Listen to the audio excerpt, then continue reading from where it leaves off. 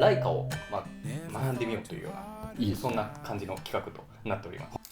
これです。こんな感じの。このピチューンなんですよね。そうなんですよ。F 値によって違うんですよね、そう名前が。これがめっちゃ面白いんですよ、不思議な。メーカー忖度なしで言うとチキでございます。ファラオさんこれ CP マイナスの時に何でもできるは何でもできないと同義語、ジンバル乗っけて M 型で置きピンでちょっとやってみたいですね。ですね。はい、どうも皆さんこんにちは、アキヤです。今回はスペシャルコラボ隊。大丈夫。ここも使うんですよね。もちろん使います、はい。今回はですね、スペシャルコラボ会ということで、西田渉さんに来ていただきました。よろしくお願いします。ありがとうございます。よろしくお願いします。はじめましてですね。はじめましてです。はい、今日初対面。嬉しいです。いやすごく僕も光栄です。ちょっと簡単に自己紹介いただけますか。はい。基本は、YouTuber 兼写真家というふうに活動しているんですが、キヤノンのカメラとか、それこそこのライカのカメラとか、カメラを中心に皆様に解説しつつ、今ではこういった写真とかの作品もね、皆様に見ていただけるような活動をしてますので、写真家と YouTuber、そしてカメラ YouTuber みたいなのをこう行ったり来たりしながら楽しくやっております。西田渉と申します。よろしくお願いいたします。実は僕ライカを購入しまして、そこなんですよ。本当ご縁が、うわ購入されたんだと思って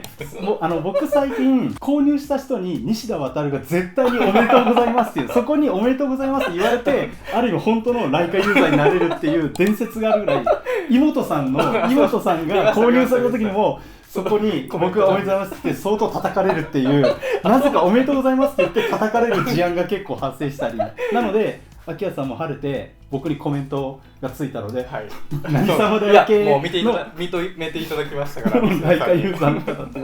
でもそれがきっかけでご連絡いただいたんですよね。そうですよね。もう、ね、僕からしたらライカといえばもう西田さんのイメージがすごくありますので、ちょっと今回は、僕のチャンネルでライカっていうものを扱ったことが、本当にわずかなんですよね。動画がなかったことはないんですけど、僕も全く知らないので、実際触れる環境が実際なかったりするじゃないですか。高額ですし。そうなんですよ。なので、ちょっと今回はたくさんライカのカメラも所有していらっしゃる西田さんに、ちょっとライカってどんなカメラなのかっていうのと、今もし買うならどういったものがいいのかとか、ライカの魅力であったりとか、高級なイメージもあるかと思うんですが、意外とこのドフォートであったりとか、意外と買いやすいって言ったらあれですけど、手に取りやすいカメラもあるので、ちょっと今回はライカを学んでみようというような、そんな感じの企画となっております。はい、よろしくお願いします。よろしくお願いします。はい、早速ちょっと僕が購入したライカに関してなんですけど、これは M10 ですか？そちらは。これはライカ M10 のシルバーなんていうのかな。シルバークロームかな。で張り側も変わっていてね、すごいおしゃれ。中古でしか多分もう買えないと思うんでですすよね。もう今やね。前のオーナーさんが変えていたものを購入して、でこれの決め手が今って M11 まで。そうですね。この辺にあるのが大体 M11 シリーズなんですけれども、そうですね。せっかくのライカだし、ちょっとここの革を変えたいっていう思いがあって、その色すごいいいですよね。で、これが M11 のグリーンの色を見たらちょっと違うかったんですよ。あ、そうなんですね。全く一緒ではないので、僕は興味がこっちっていうのもあったり、値段もかなり違うっていうので、あとあんまり画素数が自分はなくてもいいかなっていうので、ちょっと運転にしたっていうような形になったんです。シャッターもいいですよね。シャッターもいいです。いいですよね。僕も実を言うと、ライカの一番最初の M 型スタートは M10 なんですよ。あ、そうだったんですね。そうで、まだ人物撮影とかもしていたので、シャッター音結構重要視したんですよ。相手を撮るときに聞こえて初めてポージングって撮っていただくじゃないですか、モデルさんに。だから静かすぎると、離れて5メートル以上離れて撮ってると音聞こえなくて、まだ撮ってないんだけどポージング変わっちゃったりして、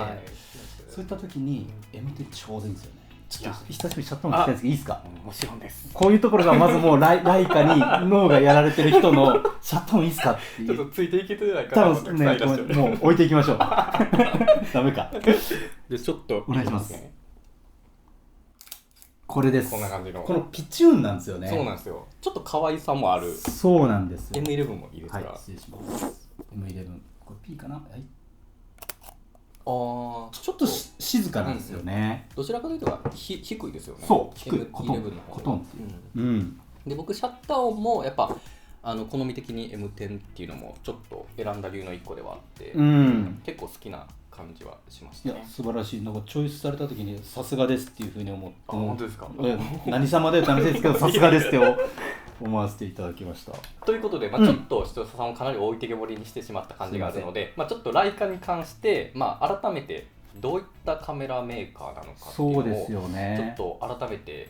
お話できればなと思うんですけど、西田さんの、イメージ的にもでも大丈夫なんですけど、他のメーカーさんとどういうようなところが違うとかって。やっぱ一番歴史的に言うとですね、僕らよく争いになるってわけじゃないですけれども、APS-C vs フルサイズみたいな世界線あるじゃないですか、はい、で僕らってこれアスペクト比っていうんですけど、大体写真を撮ります、はい、出てくる比率ってあるじゃないですか、はい、2対3なんですよね、はい、APS-C も、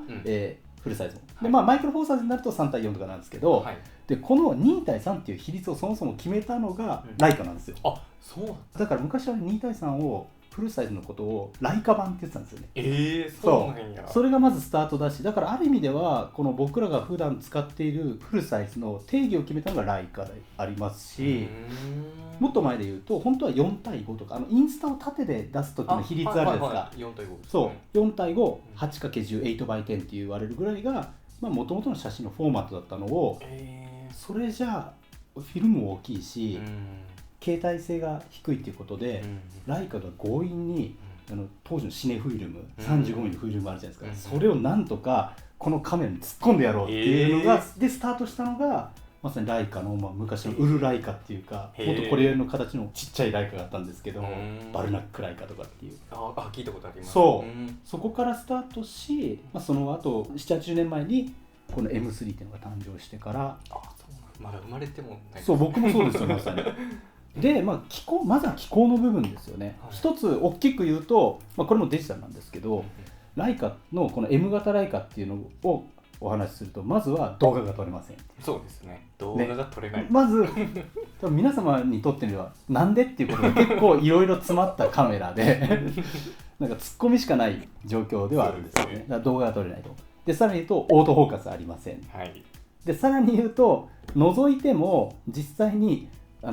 ピントが合ってるかどうかそんなに分かりませんこれ結構機構を紹介するのは非常に難しいんですけど、多分一番上手にこのレンジファインダーといわれる像が重なったところでシャッターを切るっていう、多分一番うまく表現したのは瀬戸康史さんの動画が神動画だったっていう。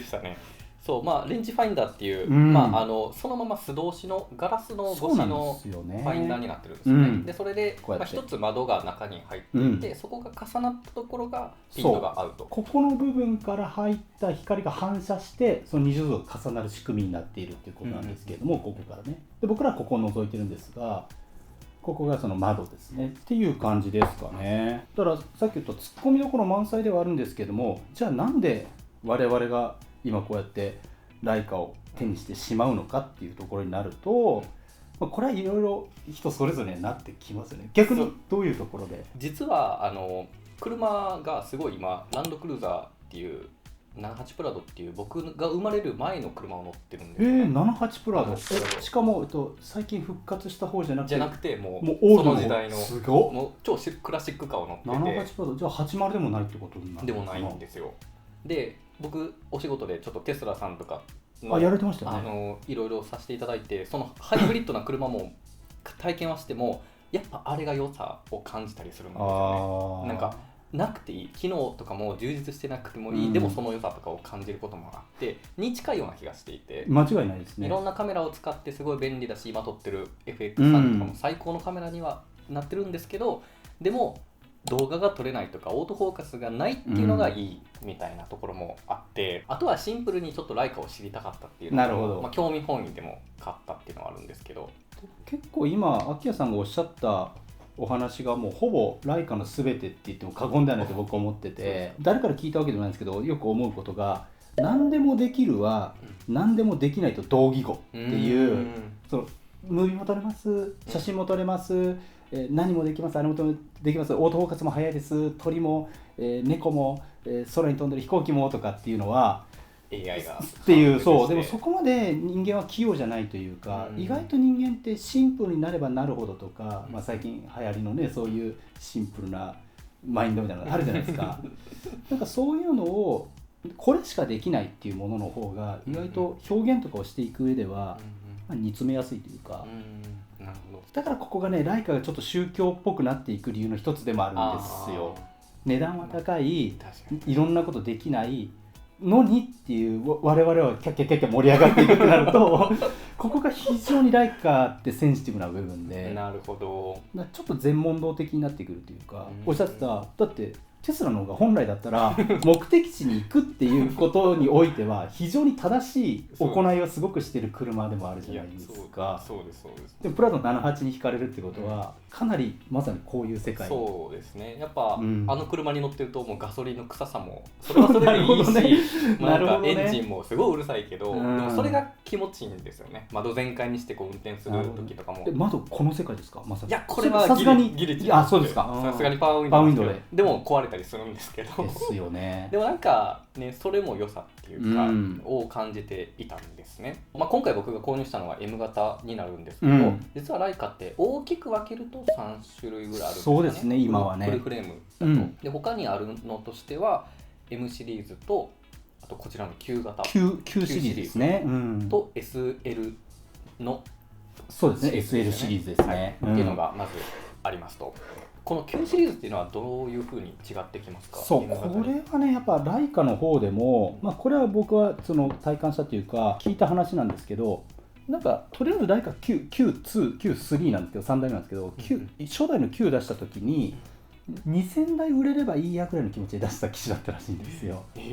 そう、とりあえずやってみよう精神で出したら思いのほかリアクションというか反響が大きすぎて、すぐさま増産しつつすぐ Q2 に取り掛かって、これがベストセラー機になったって感じですよね。一番大きな違いとしてはコンパクトデジタルカメラ。そうですね、だからコンデジなんですよ一応。だからライカとしてもコンデジを出してみよう、ズームなしでフルサイズのコンデジを出してみようっていうのが大きなプランだった。でもちろんですが、ここはエレクトリックビューファインダー、電子のファインダーが入っているので、デジカメですね、まさにね、こうやった時にね。だからオートフォーカスも使えると、動画も一応撮れるっていうことですよね。どっちかというとさっき言ったように何でもできるっていうよりかは限りなく写真を撮ってくださいねって言ってるカメラっていうところでやっぱり一番皆さんに刺さってるのかなと思いますよね。ちなみに Q2 っていつぐらいに出たんですかね？これが、多分5年ぐらい前じゃないですかね。5から6年ぐらい前だから Q の1からすると多分 7,8 年ぐらい前に Q の1が出てるので、そういった意味ではやっぱり一つエポックメイキングなカメラですよね。なるほど。ソニーも RX100、ごめんなさい、RX1、RM2 とかも、ね、その時ぐらいですか？昔、多分そこにもちょっと当ててきてるような感じはするんですよね。そうですよね。ちょっと今だとすごい売れそうなフルサイズのコンデジっていうのが実は数年前にいっぱい売られていた。そうなんですよ。あとはさらに SL シリーズというのがありますね。ちょっと今実機はないんですが、あれはフルサイズのミラーレス一眼のカメラですよね。で一応ライカイルマウントっていうマウントがあって、でパナソニック、シグマ、ライカの3社共同の最初は開発に基づいて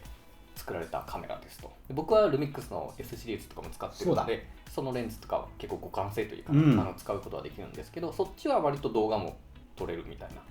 カメラの認識です。SL に関してはやっぱりライカってライツ社っていうもともとの会社なんですけども、ライツ社っていまだにシネレンズも開発してるんですよね、実はね。そうなんですね。そうなんですよ。だからシネマっていうところもやっぱり自社でそのレンズだけじゃなくてボディの受け皿もやっぱり作っておきたいなっていうところで、そういう受け皿になるようなマシンとして SL はどうしても開発したかった感じが伝わってきますよね。なるほど。僕はやっぱ L マウントのシステムがパナソニックのカメラでいろいろと持ってるので、ちょっと使ってみたい気持ちはあるんですけど、ですよね。一応ね、そういったカメラもありますといったところですね。でちょっと僕 Q シリーズのすごく惹かれるポイントとしては、レンズがもうすでにいいのがついてるんじゃないかというところなんですけど、これ結構いろいろ話すことが多いんですけど、まずさっき申し上げたライカ Q1 ですね、初代1が、7,8 年前に出ましたと。その時のレンズ設計と同じレンズがこの Q3 になってもついてるわけですよね。当時はこれが4700万画素、多分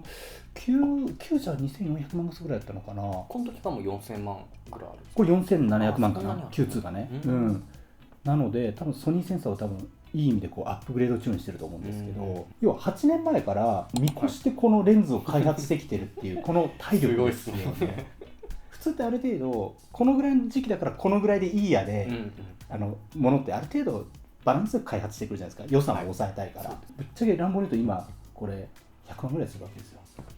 えぐい金額するから、その代わりもう振り切ってピーキーな、もう一番いいものを積んできてるっていう感じですよね。これはズミルックスっていうか、そうなんですよ、ズミルックスですね。ライカのレンズの名称面白いですよね。すごく面白くて、F 値によって違うんですよね、名前が。これがめっちゃ面白いんですよね。不思議な話なんですけど、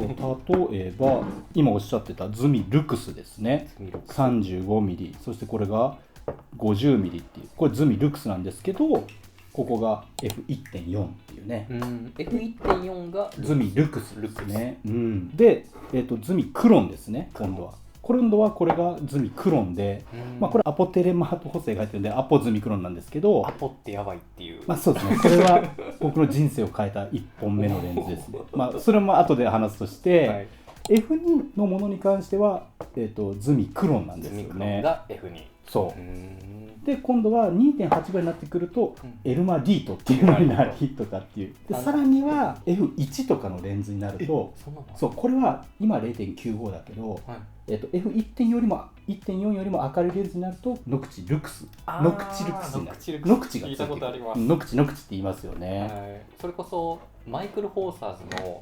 ルミックスのカメラとかも、ライカのね、パナズミルックスとか実はレンズに書いてたりするんですよね。バリオエルマーとかね、バリオのエルマーとかね。僕もともと GH5 を使ってたんですけど、その時何のことなんだろうみたいな、でもレンズによって名前が違うから、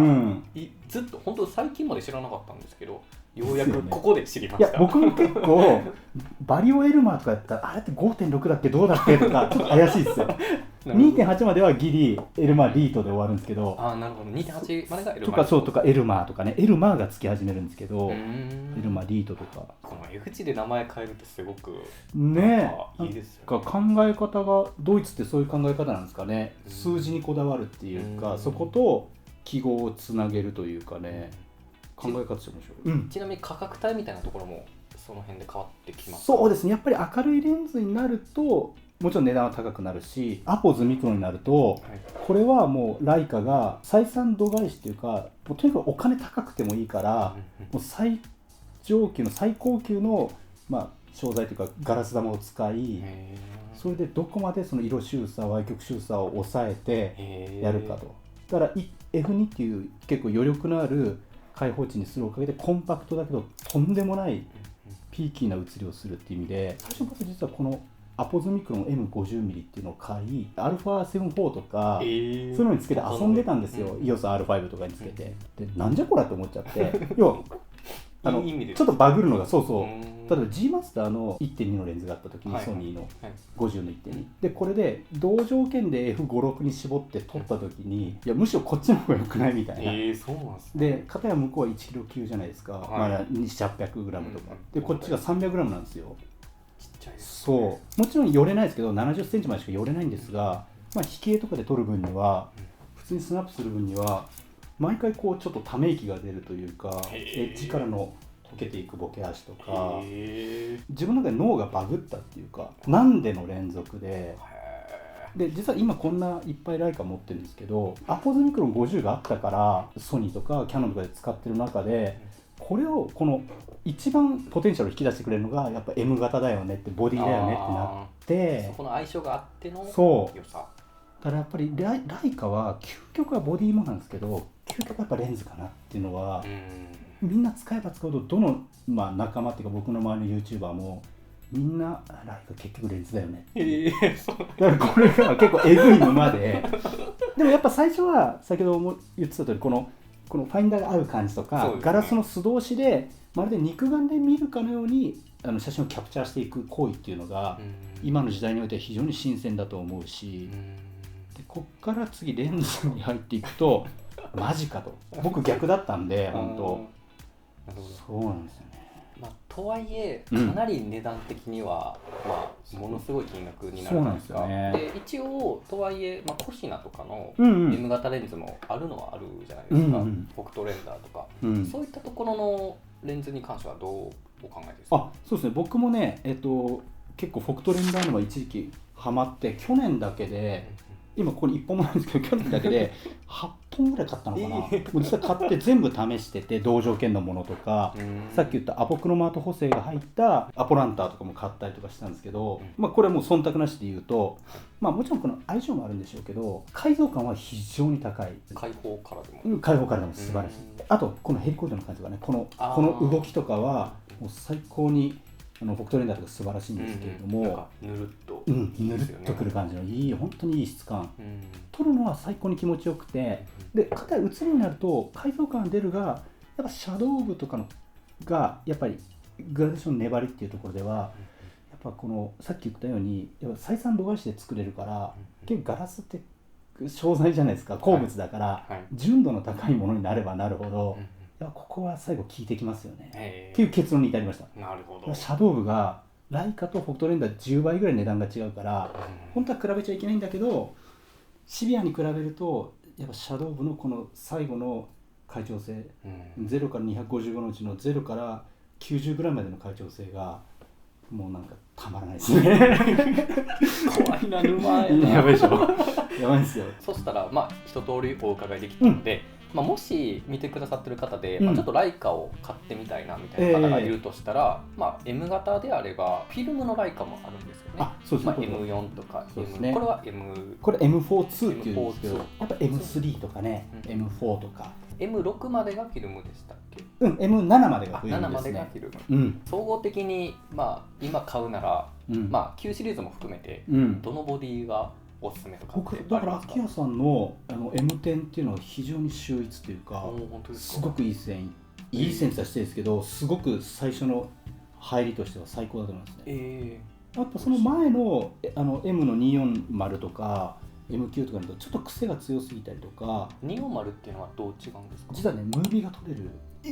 そう240は実はムービーが撮れる M 型レコード。モルノさんももちろん。そうあれムービー撮れるんですよ、のんちゃんのやつ。ワンチャン光る可能性ありますよね。M 型でムービー撮ってみたシリーズ、ジンバル乗っけて M 型で置きピンでちょっとやってみたいですね。ですよね。リアカマスね。でもなんとなく憧れとしてやっぱ M の後に数字が来てほしかった。なるほど。なんとなくね、憧れではあったんですけど。そこは分けた方がやっぱいいっすよ。さっき言ったように写真だけしか撮らない道具と、ムービーはムービーの道具っていう、ここはやっぱそうした方が僕もおすすめかなと思いますよね。なんで M10 ぐらいから入り、もう本当にフォクトレンダーとかから入るとか、M マウント遊びっていうこのマウントが豊富すぎて、今のそのソニーのマウント E マウントとか L マウントアライアンスの比にならないぐらい M マウントすごいから、やっぱ M 型を1台持っておくともうレンズが一生楽しめるぐらい。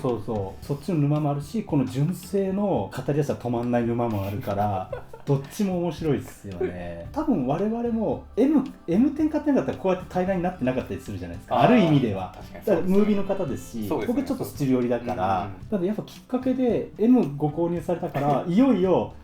なんかお会いできるきっかけにもなったのかなと思って、さっきちょっとこの収録の前に LSK っていうグループの話もしたんですけど、あのグループもこのライカのカメラがあったからみんな気づいた、なんか絶対会えないような人とみんなつながっていくとか、ライカきっかけで面白いんですよね、そういうのが。ちなみに M11 お持ちじゃないですか。M10 よりもやっぱり M11 の方がいいなと感じるところってどういったところですか？そうですね、まずね、バッテリーライフですね。ここだけはやっぱり僕も M10 散々使ってきて、 M10 経歴として M10 モノクロームいったんですけど、モノクロしか撮れないカメラ、それを使ったんですけど、やっぱりの不安はバッテリーのこの持ちの部分で倍持つようになりましたね。今地方出張行く時も予備バッテリー持っていかなくて済むようになったんですよ。あとここに USB-C の充電ができたので、めちゃくちゃ不便なんですよね、これ。これもね、その昔のイズムなんですけど、ここでホイールも入れてたのでね、この所作もいいんですけど、バッテリーサイズがね、明らかに倍ぐらい違うんですよね。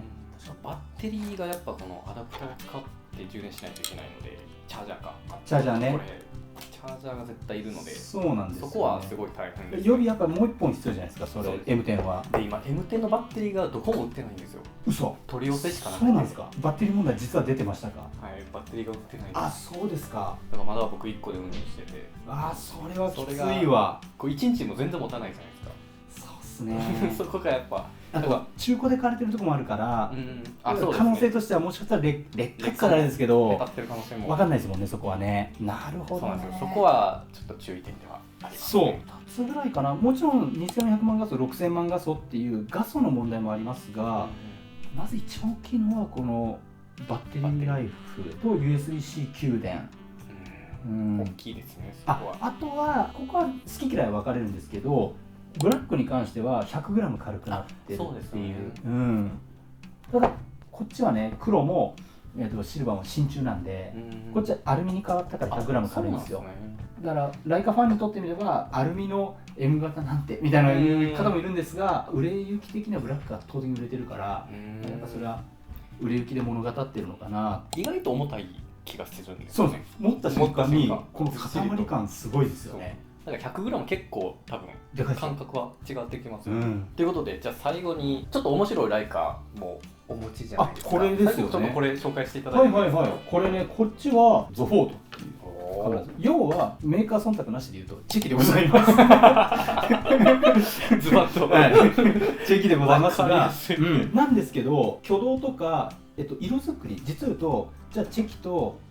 チェキのね、なんとかミニエボと何が違うのって言ったら、実はカラーサイズ結構良くて、ぶっちゃけ論なんですけど、こっちがどうぞ。ホワイトバランスもすごく優秀で、電源ここです。全面なんですね。そう、こういう感じで入って。でもここのフィーリングがすごいライカですね。そう、フォントとかもライカだし、で縦で撮るのが基本ですね。こっちで撮ってここから吸い出すみたいな感じで。面白い。結構カラーバリエーションもありますよね。そう、赤、白、黒かな。これ白も実は持ってはいるんですけど、白とかは備品ですね。西田さんはこれどういう用途でお使いですか？そうなんですよ。僕ちょっとこれは人それぞれの遊び方なんですけど、実はこれアイデアもらったのはカズチャンネルのカズさんからアイデアもらったんですけど、こうやってお会いした方々、自分の思い出のお会いした方々に対して、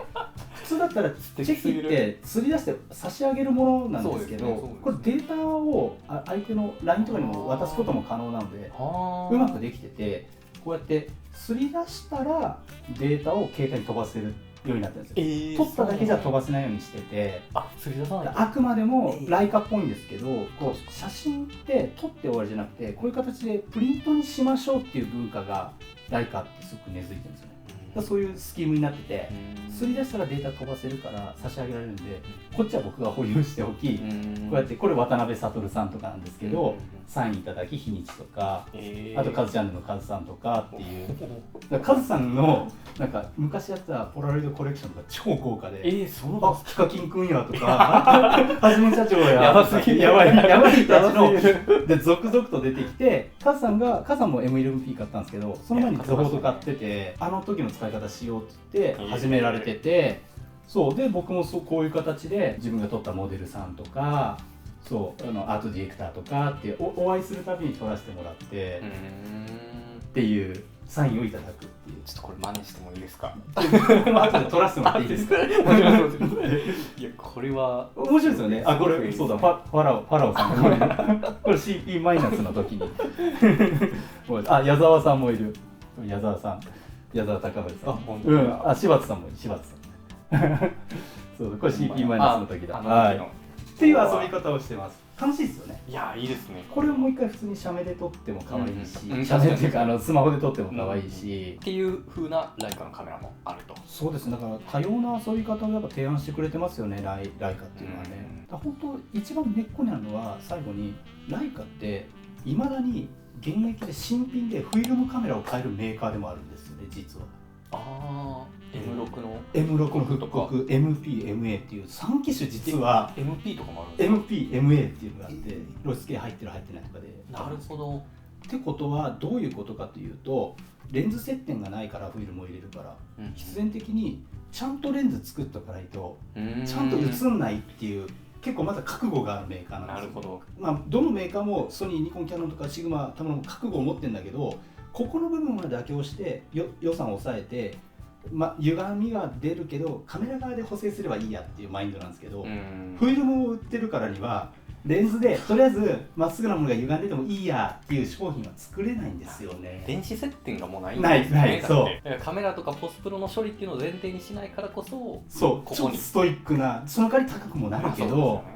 そういう尖ったものづくりとかってやっぱ我々もそうしていきたいじゃないですか、俗に言う、ね、作家としてクリエイターとして、クリエイティブをそういう時に結構ライカっていうメーカーのマインドセットとか作ってきている品物とか響くというか、いやめちゃくちゃ勉強になり面白いですよね。面白いですね、ちょっと僕はこれからゆっくりいろんなレンズにもハマっていって、そうしましょうぜひ。情報ともちょっと購入して楽しんでいけたらなというふうに思います。じゃあもしぜひちょっとよろしければフォトウォーク一緒にしていただけたらと思います。このとこ天気良かったです行きたいですね。行きたいです。ということで本日はねライカ会ということでいろいろとお話をお伺いしました。本日はありがとうございました。こちらこそありがとうございました。西田さんの方のチャンネルも概要欄にリンクを掲載しておりますので、よかったらぜひ見てみてください。よろしくお願いいたします。何か告知とかありますか？そうですね、もし可能でしたら7月24日から29日でですね、恵比寿にありますアメリカ橋ギャラリーというところで私の写真集ゲイズのボリューム10、15号目を記念した作品展をやっておりますので、もしお時間ございますのでお越しいただけたらと思っております。よろしくお願いします。というわけで皆さん本日は最後までご視聴いただきありがとうございました。ではまた次回の動画でお会いしましょう。